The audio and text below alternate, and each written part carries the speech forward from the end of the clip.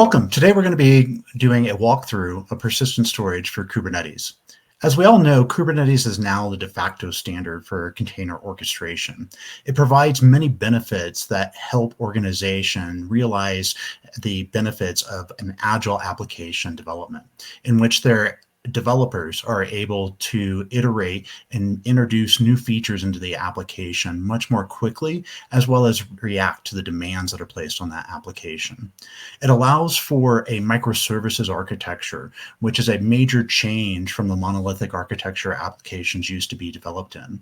And this microservices architecture allows for an independent scaling of services. So as the demands on the application change, it can react to those changes to provide better services and a better experience for the end users. Kubernetes also provides the foundation for orchestrating communication between the different containers and provides overlay networking and security features to make sure that all of the services are able to find each other and to be able to communicate.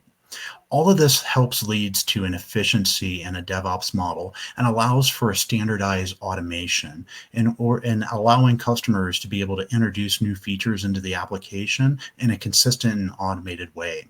And finally, we have the ability to provide monitoring of the different service levels across all of the different containers and services that are running and make up that application. And what we're seeing with Kubernetes, though, is a challenge around persistent storage. Since Kubernetes was initially developed, it was targeted at ephemeral services. It didn't really have a concept of persistent data. And any type of data services were originally conceived of to live outside of the actual application itself.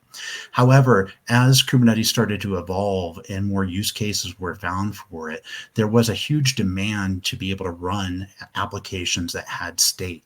And this is where persistent volumes came in. However, whenever we first saw the instantiation of persistent volumes, they were a very manual process. The operations teams actually had to go out and to manually provision the volumes before the developers could actually start utilizing them. Dynamic provisioning changed this, and it allowed for the operations team to simply create a storage class. And then anytime a developer wanted to stand up an application that needed a persistent volume, the only thing that they had to do was address that storage class and tell it the parameters that they wanted for the volume. This helped unburden the operations teams from having to answer trouble tickets to be able to provision new volumes, and it unleashed the development teams and allowed them to simply write code to request the resources that they wanted. One of the major changes that we saw inside of the Kubernetes stack was a move from in-tree drivers to the container storage interface. In the past, it took a long time for storage platform vendors to be able to get their driver integrated into the Kubernetes code. With the move to CSI, it now allows them to develop their drivers independently of the Kubernetes code base, which allows them to iterate new features in there and to get their newer platforms integrated into Kubernetes much more easily. Now, whenever we're looking at selecting a storage platform for Kubernetes, there are several different considerations that we want to make. One of the first considerations that we always talk about around application requirements is their performance characteristics.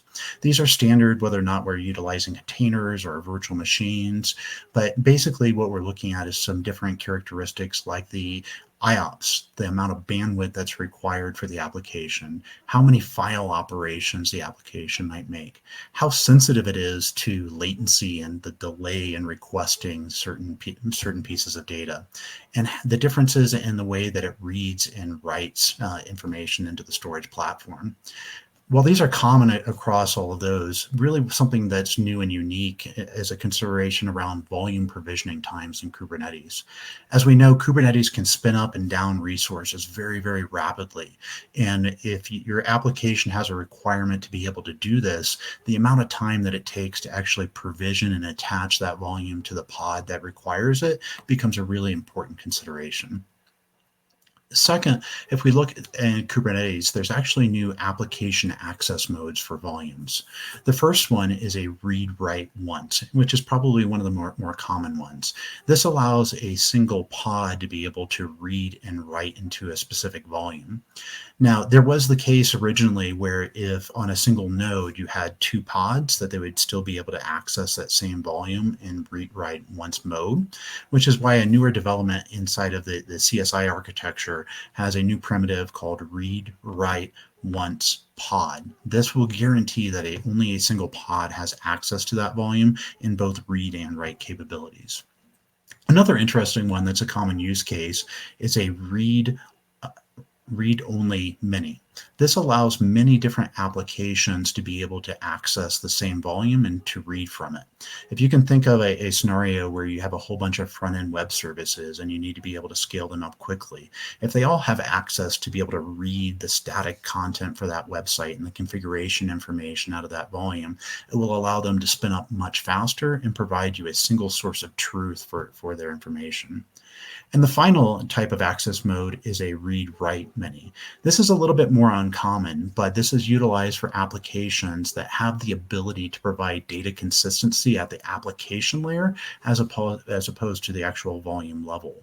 There are many applications that have the ability to, that would benefit from the ability to access a single volume and update it and have, again, that single source of truth, but have the consistency built into the application and make sure that they're not interfering with each other.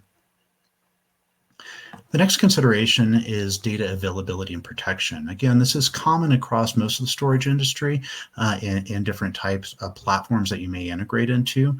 First, the first primitive in there is high availability and making sure that the storage platform is resilient and can handle failures and is fault tolerant. This, also, another consideration we want to look at is the security that it provides. Does it provide data encryption, data in flight? How does it handle user access into that storage platform?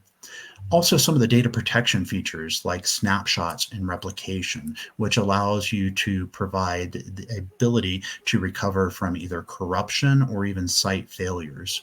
And this is really where DR comes in. And DR for containers is going to be a little bit different than you're going to see across the standard virtualization stacks.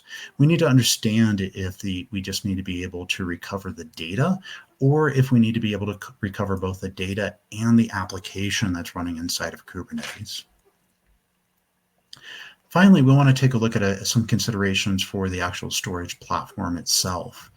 Kubernetes now, especially with CSI, has the ability to integrate legacy arrays into the platform so that you can utilize your current investments in order to provide persistent volume services in Kubernetes. But a little bit more interesting now is our storage platforms are now being able to be deployed natively through Kubernetes.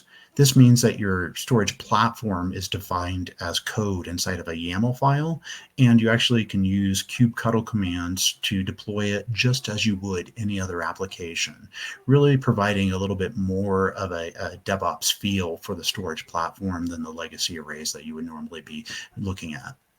We also need to understand if there's a multi-tenancy requirement for the storage platform. This is a lot more common in Kubernetes now, as we have different departments or even different end user customers that are going to be accessing the same platform. And we need to ensure that the platform has the ability not only to provide that access, but to do it securely. We're also seeing a lot of hybrid and multi-cloud use cases. And it's really powerful to be able to have a platform that you can not only run on premises, but inside of the public cloud as well. Having the single platform really simplifies operations and also makes it a lot easier to transition data as well as your services between your on-premise infrastructure and all of the different public cloud resources. And then the final consideration is always going to be around cost. And cost is more than an upfront purchase cost. It is the ongoing maintenance of it. It is how you deal with the end of life of a certain platform and what type of data migration cost you're going to be facing at that point. And also what we're seeing in the industry is a lot more of adoption of different consumption models. You could be more heavily favored towards CapEx or OpEx. Also, now with the public cloud, there's also the ability to transition license between your on-premise infrastructure as well as your public cloud resources. And finally, we'd like to talk to you about how Redapt can help you accelerate your Kubernetes journey, whether that be for the storage platform or the overall Kubernetes distribution itself. We provide needs assessments and analysis where we come in and discover what your applications are requiring and what type of platforms would be best suited, and help you evaluate those platforms and select them. We can help with primary, secondary, and DR solution designs. A lot of these are enabled through multi-cloud strategies so that you're not dependent on your on-premise infrastructure or a single public cloud provider in order to make sure that your applications stay up and running. We have custom engineering services around the Kubernetes platform, regardless of the type of distribution that you're looking at, as well as application modernization services, which will help you bring those monolithic applications into more of a web scale architecture.